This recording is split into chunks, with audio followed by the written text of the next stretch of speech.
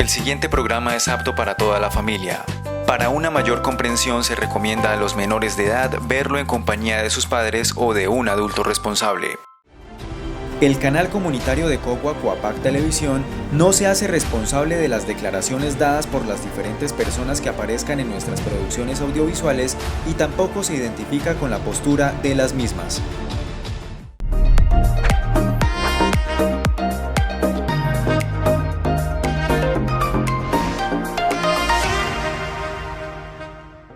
Hola, un saludo muy especial para toda la teleaudiencia que nos ve en este momento con esta primera entrega de Vidas de la Sabana, el programa que tiene como objetivo dar a conocer la vida de esos personajes de la región de Sabana Centro, de municipios de Zipaquirá, Cogua, Chía, Cajicá y demás que aportan gran parte a nuestra sociedad hoy en día. El día de hoy tenemos un invitado muy especial, su nombre es Alejandro Rojas, gestor cultural y que ha venido conectando a varias juventudes desde ya años atrás. Alejandro, bienvenido a Vidas de la Sabana. ¿Cómo va? Hola Daniel, gracias por la invitación.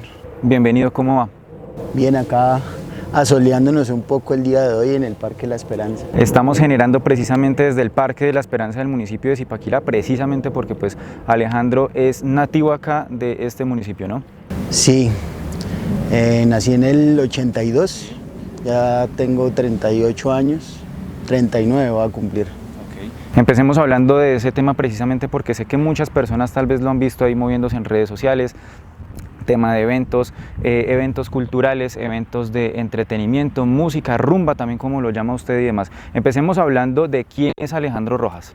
Bueno, ¿quién es Alejandro Rojas? Alejandro Rojas es un personaje, hijo de un trabajador. Mi papá trabajó en una de las empresas, digamos, más sólidas en su tiempo, que fue Peldar, hoy actualmente OIS Illinois, no sé cómo se pronuncia la vaina. Bueno. Y mi mamá, una zipaquireña, mi papá vino desplazado por la violencia del municipio de Pulí, Cundinamarca, y mi mamá sí 100% zipaquireña, hija también de un personaje bien simpático, mi abuelo Enrique Jiménez Torres, que se dedicaba a la ornamentación. Entonces básicamente ese soy yo, una persona que como cualquier zipaquireño inició estudiando acá, toda su infancia la pasó entre Cogua y Zipaquirá, y llega un punto cuando ya termina la secundaria y ahí se parte como la historia en dos. Creo que eso es lo que he tratado como de recapitular mi vida, y fue un Alejandro antes de el 99, a finales del 99, y otro después de el año 1999. Ok, hagamos un hincapié en esa parte. Hablemos de ese antes y después. ¿Qué fue lo que marcó la diferencia? Que dio ese punto diferencial para marcar el Alejandro de antes y el Alejandro después del 99. Esto va a sonar como muy, ¿cómo decirlo?, curioso, pero pues el Alejandro de antes del 99 era un chico de pueblo como todos, ¿sí? Básicamente mi vida transcurría, vuelvo y repito, entre Cogua, que está a 4 kilómetros, básicamente somos como los mismos, porque la distancia es muy corta, ¿sí? Mis abuelos paternos vivieron en Cogua, llegaron desplazados por la violencia a Cogua hace muchísimos años, y pues por ende mi papá me mandaba a pasar vacaciones, los fines de semana a Cogua, que siempre ha sido como el lugar donde ha tenido más verde, el lugar más cercano al campo por la represa del Neusa, bueno. Entonces transcurría como cualquier joven de pueblo. Hice mi primaria en el Colegio Perpetuo Socorro, que fue uno de los colegios insignia de la época, ya no existe. Mi secundaria la hice en La Salle, sí, pero pues de ahí me echaron y pasé por un montón de colegios hasta terminar en el Instituto Triángulo validando. Salgo del colegio y mi primer acercamiento con la noche fue trabajando para una discoteca cuando las discotecas acá funcionaban en el sector de La Paz. La discoteca se llamaba Caoba y el dueño era un estilista muy reconocido acá, Zipaquirá, que se llama Javier. Yo creo que todo el mundo conoce a Javier. Son muy sonados, sí. La administraba Javier Malagón. Yo estaba por cumplir los 18 años, todavía no era mayor de edad, pero pues dije ahí una mentirilla para poder trabajar. Y en ese año, finalizando el 99, conozco a Juan Pablo Torres Romero, que fue como mi primer mentor. Uno tiene como, en sus diferentes ciclos de la vida, tiene muchos mentores, ¿sí? Mi primer mentor fue Juan Pablo. Él es, si no estoy mal, tercera generación DJ en Colombia. De los primeros. De los primeros, es tercera generación, los primeros pues la primera generación, luego viene la generación de Andrés Power, Alexa, y ellos fueron profesores de Juan Pablo. Entonces, no sé por qué terminaron acá, un grupo que era Crash, que es como su nombre artístico, Axe, Phantom, Jaiber Castro, un grupo bien interesante de DJs recién graduados, por decirlo así, de una de las escuelas, no sé si la primera, pero la escuela estaba dirigida por Fabio Alzate, que es uno de los DJs más representativos de acá de Colombia, pues que ya no nos acompaña, se murió hace poco. Llegaron acá con ganas de hacer cosas, vienen de Bogotá, llegan a la zona y ahí me conozco con Juan Pablo. Juan Pablo particularmente se quedó acá en Zipaquirá por alguna razón. Los demás solamente vinieron y hicieron una fiesta y se fueron, ¿sí? Y Juan Pablo, de ese ejercicio, duró 2 años viviendo en mi casa. Yo en ese momento pues vivía con mis papás, aún vivo con mis papás. Sí, sí, sí. Mi papá no era tan abierto al tema de dejar quedar a alguien en la casa. Incluso con las visitas era como muy receloso con su casa, pero por alguna razón Juan Pablo le cayó bien y ahí fueron 2 años. Y él es la persona que me lleva a conocer Bogotá, y así suena un poco como medio, no sé, como acomplejado. Sí. Para un chico de la ciudad recién graduado del colegio. Y en la época, pues, en el 99, Bogotá era como lo más cercano al futuro. Y era algo muy lejano, era algo como, digamos, el pueblo y la capital. Claro, allá. Muy marcado, era la capital de Colombia y allá era donde pasaba todo. Sigue pasando eso, pero pues ya en este momento es diferente porque estamos súper cerca al norte, ya tenemos doble calzada. Antes era un viaje, en verdad un viaje ir a Bogotá. Y yo lo veo así, era como lo más cercano al futuro. O sea, siempre hemos tenido el futuro a 2 años. A 2 años no, a 2 kilómetros, perdón. A 2 kilómetros, a 2 horas. 2 horas, perfecto. Al tener esa posibilidad de llegar a Bogotá fue como en serio en esas series que muestran al campesinito llegando a la gran urbe. Sí. Más o menos me sentí así. Juan Pablo vivía en la 85 con séptima. Juan Pablo vivía en la 85 con séptima, muy cerca de la zona rosa. Sí. Cuando yo llego a la zona rosa me acuerdo que para mí era increíble ver cuadras, no eran muchas, pero sí, cuadras completas con bares y discotecas. Y yo como, ¿qué es esta vaina? O sea, esto no lo puedo creer. Y de ahí inició un proceso de conocer un montón de cosas e involucrarme con la música, y Juan Pablo se le metió de que yo fuera DJ, pero no me apasionaba tanto el tema del DJ, me apasionaba más el tema de lo que está detrás de la fiesta, de lo organizacional, ¿sí? Como de hacer la gestión, de producir, pero pues en ese momento no sabía cómo se llamaba eso, simplemente estaba aprendiendo de él.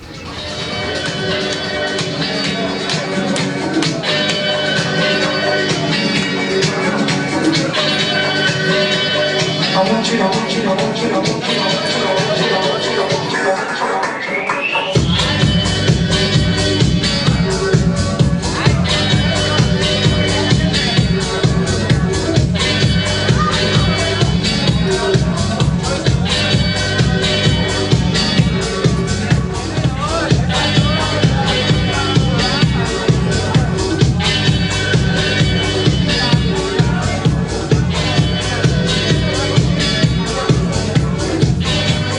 Hablemos un poco tal vez también más adelante, unos años más adelante. Alejandro pues bueno, estuvo en Bogotá preparándose sus primeros pasos y demás, luego llega acá a Zipaquirá, regresa, empieza acá a moverse en el tema acá en el municipio de Zipaquirá, más que todo en Sabana Centro, y hay un tema muy especial, le voy a nombrar y tal vez muchas personas lo recuerden, lo tengan referenciado: Pure Love Outdoors.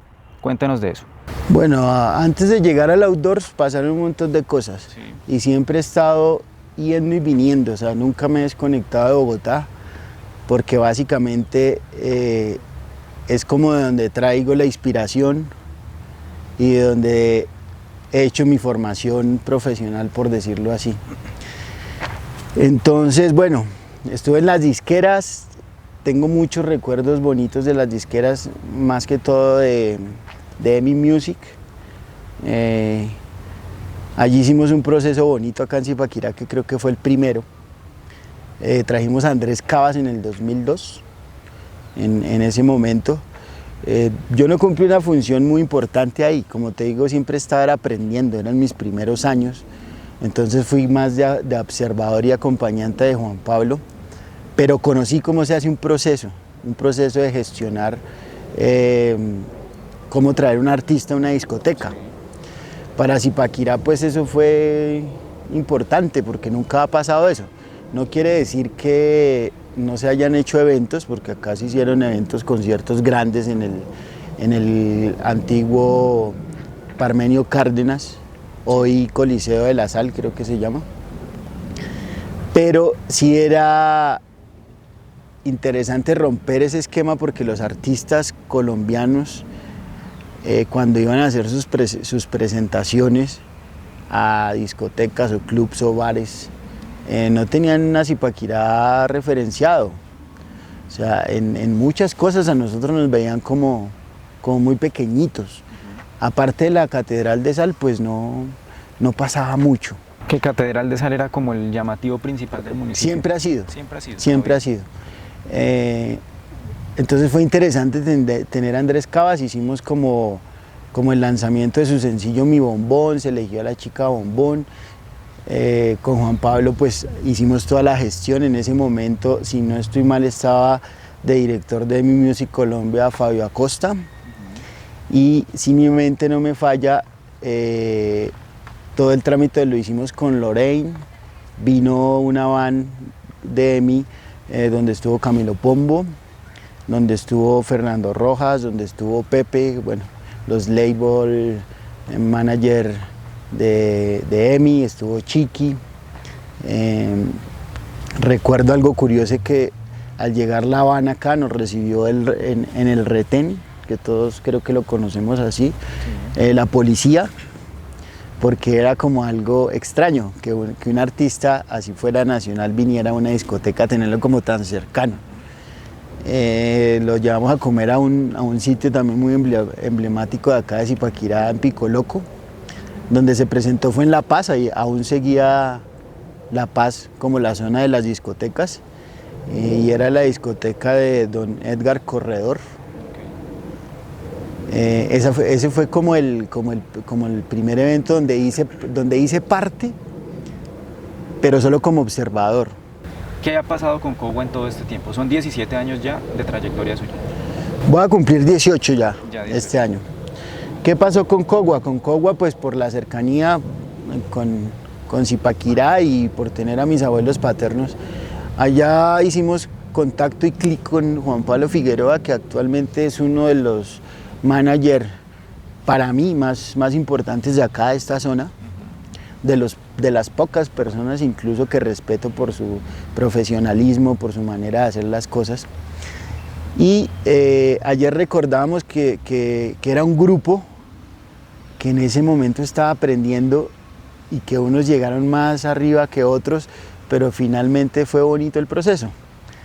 En Cogua hubieron dos personajes, entonces Juan Pablo Figueroa, que fue con la persona que hicimos clic a través de Francesco Mayorga, él estaba haciendo comunicación social en la Universidad de La Sabana y ya estaba vinculada a una radio comercial profesional como era Oxígeno. Entonces él ya nos llevaba unos pasos adelante. Y con Juan Pablo íbamos a la casa, me acuerdo que él tenía una Denon 2600, que para eso era un equipo técnico que no tenía muchas personas y mucho menos en la zona. Entonces los DJs que iban conmigo iban a practicar donde Juan Pablo, siempre hubo camaradería con él siempre estuvo vinculado a Caracol. Luego tuvo como una transición donde se desvinculó un poco de la radio y empezó a hacer eventos deportivos con Tatán Mejía de exhibición, bueno, después con el Caraudio. Juan Pablo siempre fue como una persona como muy icónica de allá de Cogua, aún sigue siendo muy icónico. Y Gerardo Forero. Con Gerardo Forero nos conocimos porque con Juan Pablo Torres, mi primer mentor, llegamos a La Voz del Agua y fue el primer acercamiento que tuvimos con una radio comunitaria que en ese momento, pues, creo yo, no la escuchaba muchas personas, aparte de los habitantes de Cogua, porque su cubrimiento no era mucho. Es muy centralizado dentro del municipio, ¿no? Pero así como Juan Pablo llegó y me cambió la mentalidad a mí en Zipaquirá, se las cambió allá. Entonces allá hicimos cosas súper importantes porque les quitamos, digo yo, pero le quitó él, porque yo ahí seguía en ese aprendizaje, redujo esa brecha de pensar que porque una radio fuera comunitaria entonces no podía llegar a hacer grandes cosas. Y de ese proceso viene algo bien bonito, que es que Gerardo, que empezó y estuvo muchos años batallando en esa radio comunitaria, terminara trabajando en Candela, que es una de las emisoras más importantes en Colombia, sí. De William Vinasco. De las más, yo creo que está en el top de las más escuchadas en Claro, Colombia hoy en día. Clarísimo, y duró muchos años ahí. Y ese fue un proceso bonito, porque Juan Pablo empezó a vincularlo. Juan Pablo tenía eso, Juan Pablo Torres, que él era muy de ayudar a la gente y creo que yo me contaminé de eso, ¿sí?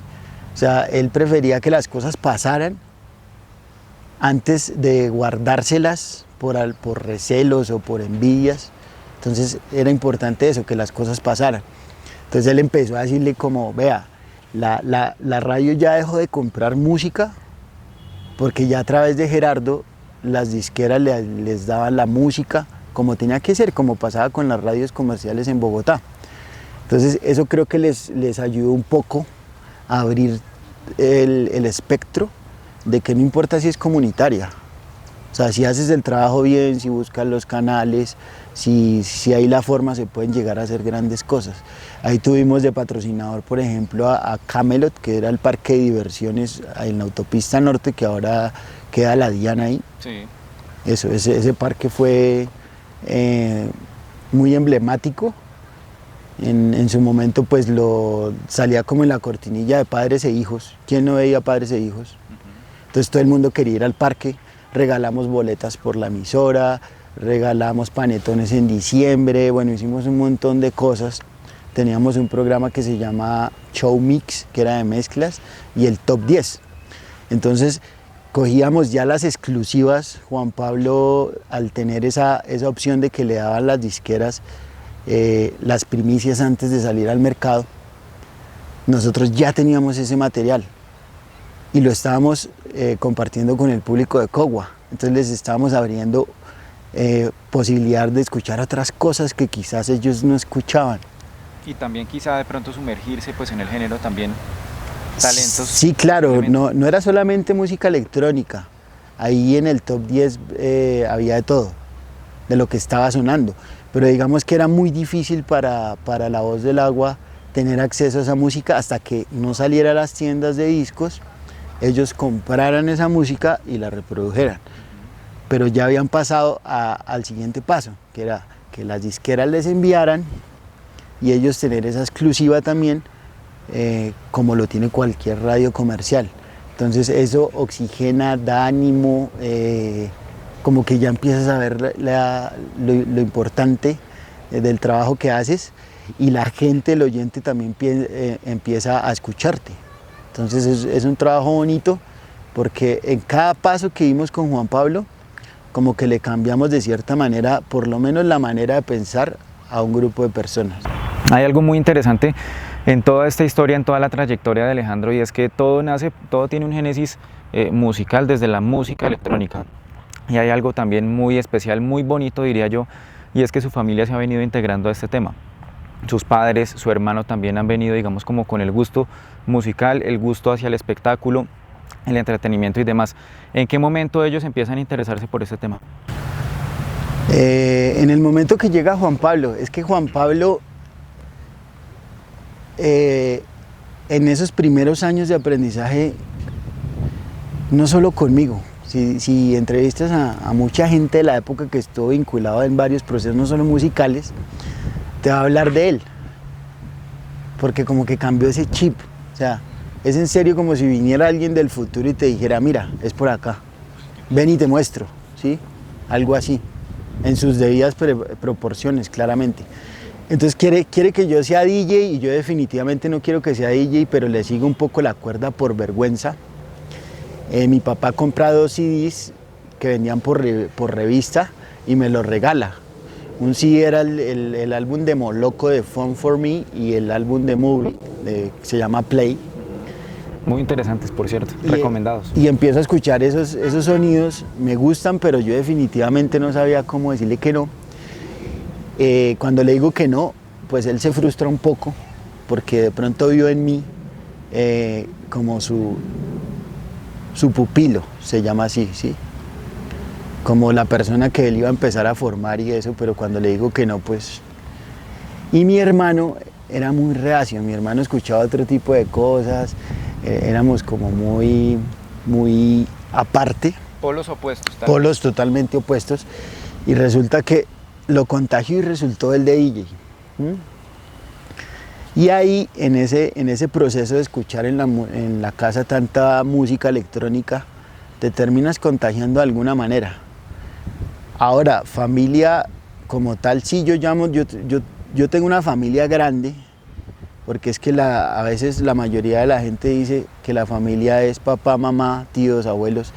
Yo tengo otra óptica sobre el tema, que es mi núcleo familiar me apoyó muchísimo, papá, mamá y hermano, pero en este camino, caminando por el camino que elegí, tengo familia no de sangre. ¿Y por qué digo eso? Porque lo más importante en todo lo que hagas es necesitas que alguien crea en ti, en lo que haces. Yo creo que más que el dinero, lo que necesitas es que alguien te diga como que cree en tu trabajo. Entonces, mi papá aportó un montón económicamente y respaldándome, pero anexo a eso yo digo que Juan Pablo es familia finalmente. Luego de Juan Pablo vino...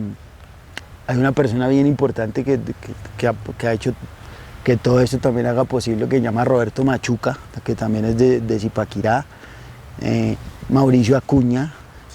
Sí. Como que en cada lugar por donde iba caminando conseguía 1 o 2 personas que se iban vinculando al proceso y como que creían. Entonces, familia como tal, eso, mi núcleo familiar, papá, mamá y hermano, y la gente que se empezó a adherir. A decir como que yo creo en ti, pero creen cuando estás iniciando, ¿sí? Que es lo difícil, porque cuando ya estás trepado, pues todo el mundo quiere ver contigo. Sí, eso sí es verdad. Pero lo difícil es arrancar el proceso, cuando digamos no eres nadie, digámoslo así, para un sector, para un gremio, para una industria, eres un aprendiz, estás aprendiendo a caminar. Y pues sí, te miran hasta como con, pobrecito, está intentándolo, ¿sí? Ahí es cuando empieza, de eso es lo que no te debes olvidar, porque las personas que empezaron a caminar contigo y siguen ahí, esas son las realmente valiosas. Cuando ya llegas a un punto X, el que sea, que lograste algo importante, ya es mucho más fácil, ¿sí? Yo no estoy sentado acá, por ejemplo, así suene crudo y un poco incómodo. Yo no estoy sentado acá porque sí.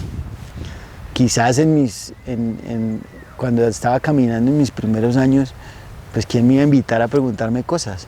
Y es totalmente normal porque tampoco tenía mucho que decir. ¿Qué podría decir yo? Que estoy aprendiendo de alguien, que soy un aprendiz. Entonces no hay que tomarse tampoco nada personal. Todo ese proceso te va ayudando como a enriquecer y vas cambiando el pensamiento.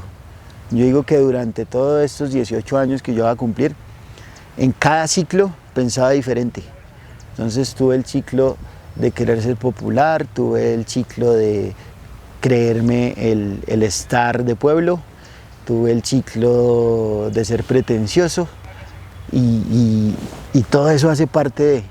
Entonces, es importante hacer la escuela, ¿sí? Para saber si te quedas siendo pretencioso o avanzas, ¿sí? Ver los pros y los contras, ¿sí? Porque hay gente que le funciona ser pretenciosa, hay gente que le funciona ser banal, hay gente que no. Hay gente que con los que empezamos llegaron más lejos, si lo medimos ahorita, a otros que llegamos no tan lejos y hay otros que se quedaron en el camino. Entonces, la única forma de saberlo es caminando. Es verdad, bueno, como yo lo decía hace un momento, todo tiene un génesis y en el caso de Alejandro pues fue con el tema de los contactos, principalmente hablando de música, el género de la electrónica y precisamente mi pregunta en este momento va dirigida hacia eso. Para Alejandro, ¿qué significa la música electrónica ya que ha venido siendo tan importante en su trayectoria? La música es como el eje principal que me ha llevado a todo. Yo terminé mi proceso netamente musical en el 2014 por una crisis. Porque la noche es un medio difícil y los que no lo sabemos manejar terminamos viciados por algo. Y a mí me jodió el alcohol, entonces yo me tuve que descontaminar 2 años porque ya se me estaba saliendo de las manos. Y en ese proceso tomé la decisión de que tenía que dejar el tema de la música vinculada a la fiesta, que era lo que me estaba, digamos, dañando personalmente muchas cosas, ¿sí? Y ahí arranco con No Concept, que es el nuevo proceso. Entonces No Concept termina el proceso de Pure Love, nace No Concept y abre el espectro, siendo la música la columna vertebral, pero teniendo ya más campo de acción en la cultura y en el arte, incluso con el diseño. Y entonces, cuando recapitulo para qué me sirvió todas esas noches de fiesta, en Bogotá, en Medellín, en Zipaquirá, veo que sí, que valió la pena porque de ahí salieron muchos diseñadores, muchos fotógrafos, mucha gente que empezó a hacer arte y a gestar cultura y empezamos a articular cosas, ¿sí? Entonces ya me dediqué a hacer ferias microempresariales de arte y diseño acá en Zipaquirá, conversatorios, me empezó a interesar más la parte de la pedagogía, de acercarle a la gente una historia, emprendimiento, que eso después ya se volvió como tendencia, que eso es lo que daña verdaderamente el proceso. Cuando un proceso, llámese emprendimiento, o en este caso de la pandemia, que la reinventarse, ya se vuelve una tendencia, entonces ya te reinventas y emprendes, te reinventas y emprendes, pero no pasa nada, no tiene un fondo, simplemente es una tendencia para que sea bonito. Y ha pasado lo mismo con artesanal, con un montón de palabras que iniciaron con un proceso sólido, pero que después se vuelven simplemente una etiqueta para adornar. ¿Que cae de pronto como en la monotonía, en una rutina? Digo que se vuelven un adorno, en un accesorio, como las plumas. Okay. Acá las plumas en el sombrero simplemente están haciendo no hacen una función de fondo, sin más que decorar. Entonces el emprendimiento en un momento fue muy importante y realmente se trabajaba por emprender y después se volvió una tendencia, algo que emprendes. Entonces era la manera más, yo lo veo así, con todo el respeto para los que se dicen llamar emprendedores, como la justificación de que puedo hacer cosas mediocremente y cerrarlas porque lo importante es emprender. Entonces emprendo 10.000 cosas, todas las dejo en la mitad y me escudo en eso, en el factor emprender. ¿Sí? Creo que todos, yo también pasé por ahí. Es como que es un sacudón y decir como no, vamos a hacer las cosas bien. Entonces esa fue la transición, la música me llevó a un montón de cosas que ahorita actualmente ya se salen del tema de la fiesta, dejé realmente el tema de la fiesta un poco congelado. Sigo haciendo fiesta, pero digamos que ya a un nivel más allá, di el paso al siguiente escalón. Y no hago tantas. Entonces para mí ya, si hago una fiesta, tiene que haber un porqué, tiene que haber un artista. Yo trato como de avanzar y no devolverme. Y no quedar ahí en lo plano. Sino sí, claro. Entonces ya si hago una fiesta es porque vale la pena hacerla y me enfoqué más en el tema de los restaurantes, de la cultura, aprendiendo de muchas cosas, de muralismo, de stencil, de lo que va al mundo, de las aplicaciones, de hacia dónde va todo, teniendo cuidado con lo que hablábamos en el inicio. No olvidar la esencia y la técnica y el oficio como tal, pero tampoco quedándome, porque me parece que es importante no quedarse. Ya son 17 años, ya casi 18 años de trayectoria de Alejandro Rojas, muchas personas con las que se ha cruzado, lugares a los que ha ido, propuestas que van y vienen y demás. ¿Qué viene ahora para Alejandro? Hoy estamos en el año 2021, ¿qué viene a futuro? ¿Qué proyectos se vienen? Ahorita pues llegar a decir que qué viene es muy difícil, ¿no? Creo que esto nos ha enseñado que no podemos planificar muy a futuro y siempre lo tuve claro antes del COVID. Esas eran las peleas con la familia de sangre. Usted no piensa en el futuro, pero siempre he dicho que el futuro es muy incierto. O sea, creo que el ser humano es tan pretencioso que piensa que tiene el control de todo y no tiene el control de absolutamente nada. O sea, más no quiere decir que no tenga ideas por desarrollar. En ese momento estoy muy metido en el tema de entender la gastronomía. He hecho procesos interesantes con restaurantes. Fui jurado de los premios La Barra el año pasado. Entonces ese mismo proceso que hice con la música, lo estoy tratando de hacer con la gastronomía y con otras disciplinas. Estoy aprendiendo, involucrándome con otras cosas. Yo quisiera terminar como mi ciclo teniendo como una casa cultural donde pueda ayudar a varias personas que se dediquen al arte, a la música, al diseño y consolidar cosas chéveres, trabajar en llave. Eso me lo enseñó a trabajar en equipo porque es muy difícil trabajar en equipo. La gestión y dirección de proyecto de la escultura de Egan.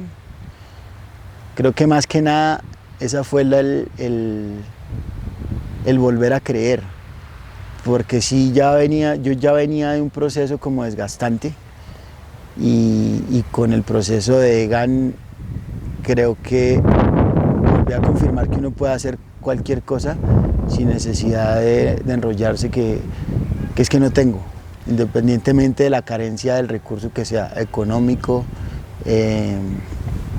no sé, técnico. Allá está. Sí.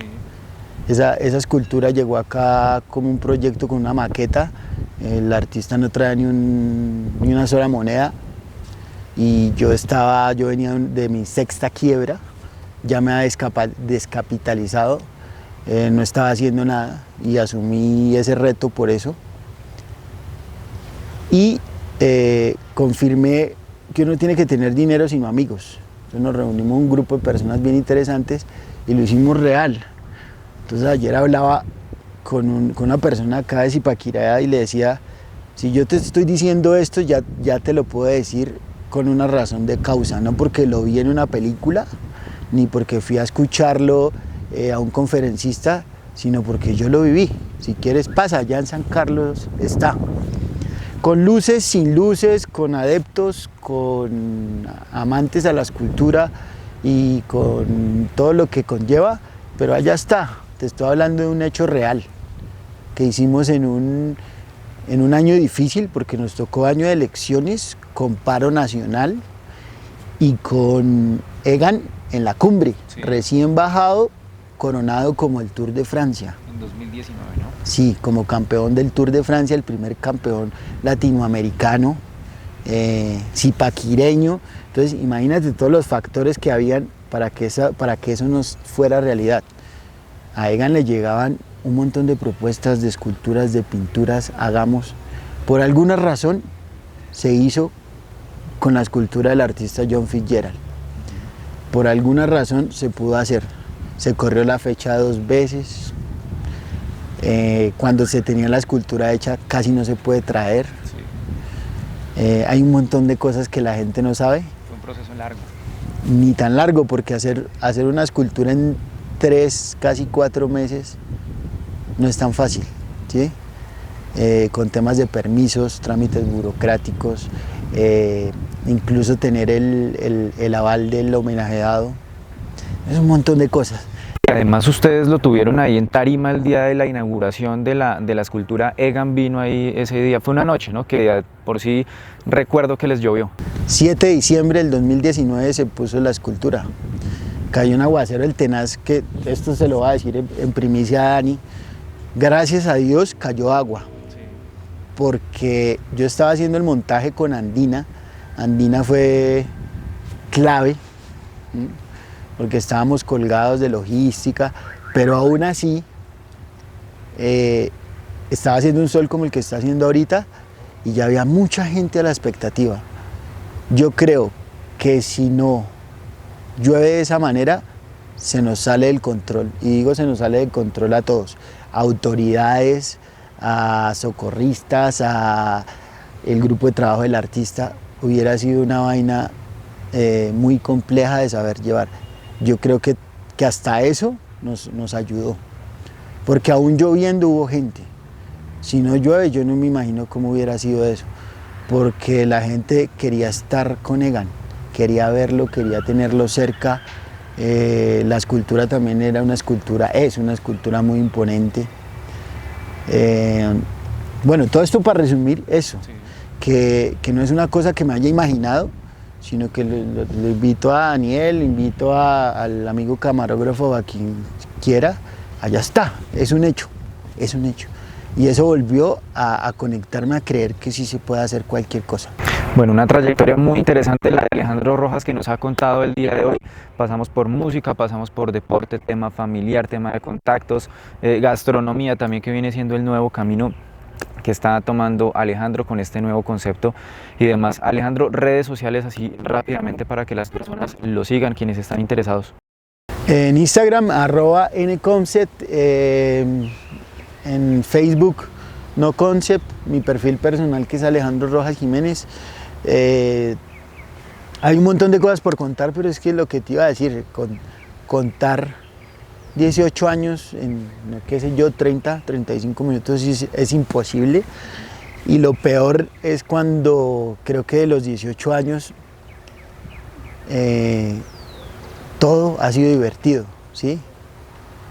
Entonces se queda fuera del tintero un montón de cosas, pero nos daría acá días hablando. Chévere poder compartir con las personas el proceso y lo mismo, a uno les gustará. Me imagino que cuando salga el video no faltarán los haters diciendo, ay, pero ese es un bobo, no importa.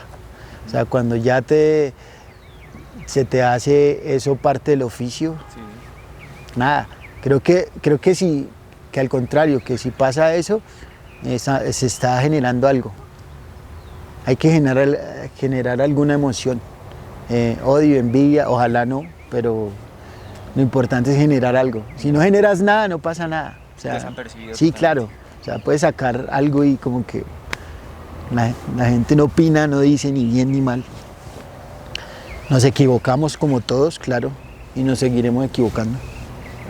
y de corazón nosotros deseamos de verdad que todos los proyectos que tiene Alejandro pues a futuro obviamente se cumplan y que siga así de activo con todo el tema del medio, con todo el tema de la sociedad, la juventud, el entretenimiento y demás. Alejandro, muchísimas gracias por habernos acompañado en esta primera entrega de Vidas de la Sabana. Bueno, a usted, Daniel, y espero que les guste nada.